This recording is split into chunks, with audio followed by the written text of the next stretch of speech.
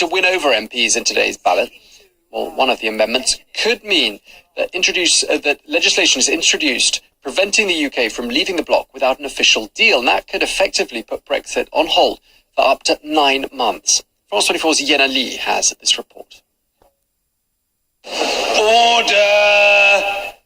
After overwhelmingly rejecting Prime Minister Theresa May's Brexit bill, lawmakers want to have their say on both the process and the agreement itself. Opposition leader Jeremy Corbyn has proposed Amendment A. Key aspects include ruling out a no-deal scenario and proposing Parliament have a vote on Labour's plans for a permanent customs union. The Labour front-bench proposal is unlikely to receive cross-party support. Amendment B, however, could succeed.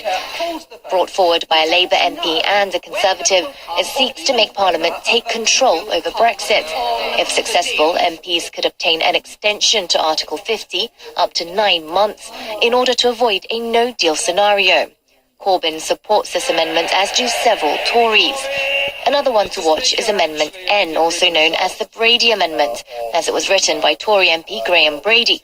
He wants to replace the controversial backstop plan with alternative arrangements, ensuring no hard border on the island of Ireland, but otherwise endorsing Theresa May's original deal. The Prime Minister herself approves, as it would put May back in the good graces of the Northern Irish DUP party that holds up her razor-thin majority. However, hardline Brexiteers from her own Conservative party say they won't back the move. Voting on parliamentary amendments is set to start at 7 p.m. local time. If any of them pass, they'll become alternative suggestions for the government without being legally binding. For more analysis, I'm joined here in the studio by Claire Charlot, who's a professor of British Studies at the Sorbonne University here in Paris. Thank you very much for coming to see us. Just start by telling us, what is different about this deal which is being voted on today compared to that deal that was put on the table and was flatly rejected 2 weeks ago? Well, the difficulty is that there is not much about it which is different. In fact, most people would agree that this is exactly Plan A again, except with a few minor alterations, the will to try and do more about putting an end to the backstop. But apart from that, if Theresa May could secure this, then she would get the support of many of her own MPs for her deal. So this is really the crunch of the matter.